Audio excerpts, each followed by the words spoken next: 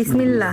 বিসমিল্লাহ। একজন জাপানিজের জন্য আপনি অল্প কিছু করবেন, তারা অনেক বেশি খুশি হয়ে যাবে। সেদিন ছিল আমার হাজবেন্ডের কোম্পানি ওনারের বার্থডে। রাতের বেলা আমার হাজবেন্ডের ফ্রেন্ডরা সবাই মিলে একসাথে তাকে সারপ্রাইজ করতে গিয়েছিলাম। তা নিয়ে থাকছে আজকের এই ব্লগটি। হ্যালো, আসসালামু আলাইকুম এভরিওয়ান। আই হোপ আপনারা সবাই ভালো আছেন। আল্লাহর রহমতে আমি অনেক বেশি ভালো আছি। চলে আসলাম আরেকটি নতুন ব্লগ নিয়ে। জাপানে এত শীত, এই শীতের মধ্যে আসলে কোনো কিছুই করতে ইচ্ছে করে না, না বিছানা থেকে উঠতে ইচ্ছে করে না, রান্না বান্না করতে ইচ্ছে করে, কিন্তু সবকিছু তো করতে হবেই, বসে থাকলে তো আর হবে না। সীমান্ত তো ব্রেকফাস্ট না করেই আসলে অফিসে চলে যায়, সে বাহির থেকে ব্রেকফাস্ট করে নেয়, কিন্তু আমি সকালবেলা ঘুম থেকে উঠে কি খাবো এই চিন্তা করতে করতে আমার দিন পার হয়ে যায়।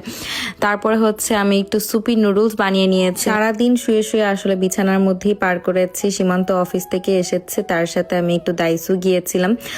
দাইসু দিয়ে আসলে আমার কিছু কন্টেনার দরকার ছিল চিনি রাখার জন্য, সেগুলো কিনেছি। সাথে এই মগগুলো দেখছিলাম, এত বেশি ভালো লাগছিল, তারপর একটা নিয়েও নিয়েছি। আমার দাইসুতে গেলে অনেক অনেক ভালো লাগে, সংসারের অনেক জিনিস পাওয়া যায় আর এগুলো দেখতেও এত বেশি ভালো লাগে। সবসময় আসলে সবকিছু কেনা হয় না, যেহেতু সীমান্তর সাথে গিয়েছি উল্টাপাল্টা আমি তেমন কোনো কিছু কিনতেই পারছিলাম না, সে আমাকে বকা দিচ্ছিল। এরপর বাসায় চলে আসি, আর এই যে ভিউটা দেখতে পাচ্ছেন এখন কিন্তু পুরোপুরি সন্ধ্যা হয়ে গিয়েছে, কিন্তু মনে হচ্ছে যে কেবলই সকাল হবে। আমি জাপানের স্কাইয়ের প্রতি এত বেশি অবসেসড আপনাদেরকে বলে বোঝাতে পারবো না। এরপর আমি চলে যাই রান্না বান্না করতে। এখানে আমি পেঁয়াজ কেটে নিয়েছি। সেদিন ছিল আমার হাজবেন্ডের অফিসের ওনারের জন্মদিন। আর অফিসের ওনার একজন ওমেন, তো সে আমাদের বাংলাদেশি বিরিয়ানি খেতে অনেক বেশি পছন্দ করে। আচ্ছা, এখানে আমি বলছিলাম যে দেখেন দুইটা বিরিয়ানির প্যাকেট দুই রকম, আসলে একটা জাপানের আর একটা বাংলাদেশের, কিন্তু ফ্লেভার কিন্তু একই আসে, বাট প্যাকেটের যে ছবিটা আছে সেটা আলাদা আলাদা ছিল। আচ্ছা, অফিসের ওনারের কথা বলছিলাম, এর আগেও আমি আসলে তাকে অনেকবার রান্না করে দিয়েছি, প্রত্যেকবার খেয়ে তার খুবই ভালো লেগেছে, তাই ভাবলাম যে বিরিয়ানি আসলে রান্না করে নিয়ে যাই। এখানে আমি পেঁয়াজটাকে ভালো মতন বেরেস্তা করে নিয়েছি সরিষার তেলের মধ্যে, এই জন্য একটু ফেনা উঠেছিল। আজকে আমি বাংলাদেশ থেকে যে বিরিয়ানির প্যাকেটটা নিয়ে এসেছিলাম সেটা দিয়ে রান্না করব, আর মশলাটাকে ভালো মতন এখন কষিয়ে নিচ্ছি। সেটাকে কষিয়ে আমি এখানে লবণ দিয়ে দিচ্ছি। সীমান্ত আমাকে তখন অনেক অনেক বকা দিচ্ছিল যে সারাদিন তুমি বসে থাকছো আর এখন তুমি রান্না করছো। আমি তখন বললাম যে তুমি জাস্ট দেখো, আমি 1 ঘন্টার মধ্যে খুব সুন্দর করে বিরিয়ানি রান্না করে ফেলবো। আমার কাছে কেন জানি মনে হয় দুনিয়ার সব থেকে সহজ রান্না বিরিয়ানি রান্না করা, খুব তাড়াতাড়ি আমি করে ফেলতে পারি। মাংস থেকে যখনই একটু পানি ছেড়েছে তখনই আমি এখানে টক দইটা দিয়ে দিয়েছি, আর টক দইটা ভালো মতন মাংসের সাথে মিক্স করে নিচ্ছি। রান্না করার পাশাপাশি যতগুলো এখানে আমার কড়াই জমেছিল সবগুলো আমি ভালো মতন ক্লিন করে নিয়েছি। মাংসটাকে বসিয়ে দিয়ে এখানে আমি চালটাকে ভালো মতন মেপে নিচ্ছি। এখানে আমি 4 কাপের মতন আসলে চাল দিচ্ছি, 1 কেজি মাংস যেহেতু রান্না করছিলাম। চালটাকে আমি ভালো মতন হাত দিয়ে ধুয়ে নিয়েছি, আর ধোয়ার পর আমি একটা ঝাড়নিতে ভালো মতন চালটা ঝেড়ে নিচ্ছি যেন কোনো এক্সট্রা পানি না থাকে। চেয়েছিলাম বাংলাদেশে যে সবাইকেই আসলে বিরিয়ানি রান্না করে খাওয়াবো। একদিন আম্মুকে আর ছোট খালামণিকে রান্না করে খাইয়েছিলাম, তারা খেয়ে খুবই মজা বলেছিল। এদিক দিয়ে আমার মাংসটা একদম পারফেক্টলি কুক হয়ে গিয়েছে, মাংসটা উঠিয়ে ফেলেছি, আর যে ঝোলটা ছিল সেই ঝোলের মধ্যে আমি আসলে এই চালটা ভালো মতন ভেজে নিব। পরিমাণ মতন এখানে আমি গরম পানি ইউজ করেছি, এরপর দিয়ে দিচ্ছি আমি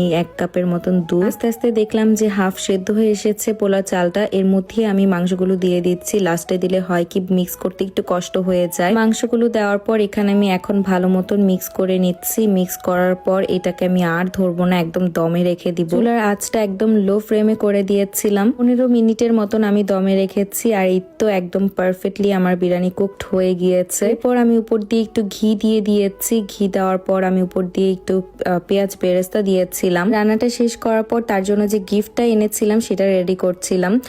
আমি একটা আড়ং থেকে খুব সুন্দর একটা কুর্তি নিয়েছি, আর এই ব্যাগটা নিয়েছিলাম, সাথে খুব সুন্দর একটা ব্রেসলেট নিয়েছি। আমার মনে হলো যে এই ব্রেসলেটটা তার খুব পছন্দ হবে। গিফট রেডি করে নিজেও রেডি হয়ে নিয়েছি। আমি জাস্ট 10 মিনিটের মধ্যে রেডি হয়ে গিয়েছি। সীমান্ত অনেক বেশি তাড়া দিচ্ছিল, অলমোস্ট তখন রাত 10টা বেজে গিয়েছিল। এরপর তাদের অফিসের সামনে চলে আসি। এখানে গাড়ির উপরে আসলে কেক রেডি করা হয়েছে। ইয়াসিন ভাইয়া কেক নিয়ে এসেছিল। তাদের ওনার একদমই জানতো না তাকে এটা একদম সারপ্রাইজ দেওয়া হয়েছে। আজকে আমরা ভেবেছি যে সে কান্না করছিল, কিন্তু না, সে মেকআপ করে আসেনি বলে সে এভাবে মুখ ঢাকছিল। আর বাহিরে এত পরিমাণে বাতাস ছিল, মোমবাতিগুলো নিভে যাচ্ছিল, তো তাড়াতাড়ি করে সে এসে কেকটা কাট করে। আমাকে সে অনেকদিন পর দেখেছে, এরপর আমাকে কতক্ষণ ধরে সে জড়িয়ে ধরলো, আমাকে টাচ করে করে দেখছিল, আমাকে বলছে যে আমি শুকিয়ে গিয়েছি। সীমান্ত বলছে যে শুকিয়ে যায়নি, ও মোটা হয়ে গিয়েছে। এরপর ভিডিও কলে সে ইলাপুর সাথে কথা বলছিল। এরপর তার তার গিফটটা তাকে দিয়ে দিই। আমি আসলে জাপানিজ পারি না বলে তাকে এক্সপ্লেনও করতে পারছিলাম না যে তার জন্য কি এনেছি। এরপর তাকে এক্সপ্লেন করা হচ্ছিল যে এটা হচ্ছে বাংলাদেশি ব্যাগ, ড্রেস।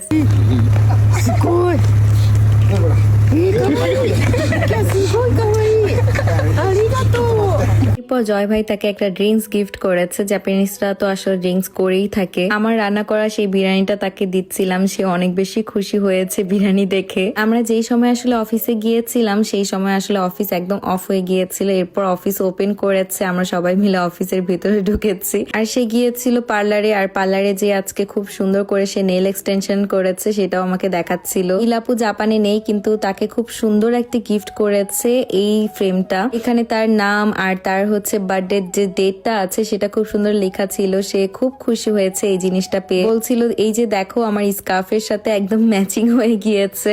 বিসমিল্লাহ বিসমিল্লাহ বিসমিল্লাহ। 食べる始まる時はビスミッラ বিসমিল্লাহ। তার ফ্রেন্ডরা সবাই একসাথে এক কোম্পানিতেই কাজ করে। হাসান ভাই মজার এই চিকেন বিরিয়ানিটা রান্না করে এনেছিল। সবাই মিলে আমরা একসাথে বসে এই বিরিয়ানিটা খেয়েছি, খুব মজা হয়েছে। খাওয়া দাওয়া শেষে এখানে তারা জাপানিজে গল্প করছিল একসাথে। আমি এখানে খুব বেশি বোর ফিল করছিলাম। এখানে ইলাপু থাকলে অনেক বেশি ভালো হতো। এত বেশি হাম্বল আর এত সুইট, আমার তাকে অনেক অনেক পছন্দ। তাদের জন্য আপনি একটু করবেন, তারা অনেক অনেক খুশি হয়ে যায়। আজকের ব্লগটি এখানে শেষ করছি, দেখা হচ্ছে নেক্সট ব্লগে। আর অবশ্যই কমেন্ট করে জানাবেন আজকের ব্লগটি আপনাদের কাছে কেমন লেগেছে। সবাই ভালো থাকবেন, সুস্থ থাকবেন। আল্লাহ হাফিজ। 1、2、3社長お誕生日おめでとうございます